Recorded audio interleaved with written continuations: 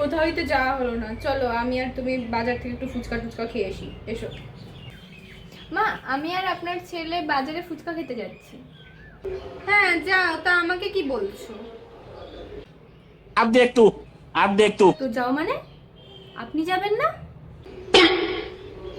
বাবা আর দিদি জামাইবাবু ওরা যাবে না? এই তোমার মাথা কি পুরো খারাপ হয়ে গেছে বৌমা?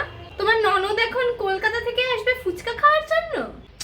তাতে কি হয়েছে মা, ওরা কলকাতা থাকে তো, কলকাতা থাকে তো কি হয়েছে, আসবে 50 কিলোমিটার বাইক চালিয়ে। তাই বলে কি আমি আর আপনার ছেলে একা একা ফুচকা খেতে যাবো? এটা কোনোদিনও হতে পারে মা?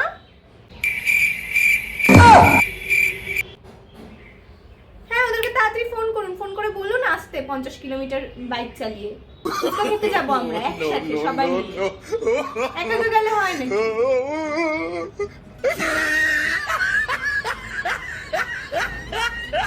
আচ্ছা আপনারা আসুন, ততক্ষণে আমি বাথরুম থেকে আসি, ঠিক আছে?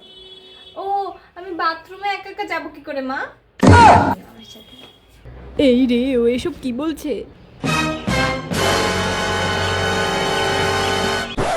না না আমার তো এই শাড়ি পরেই যাবো আমি, আবার চেঞ্জ করে। আমি আর আপনার ছেলেই যাচ্ছি।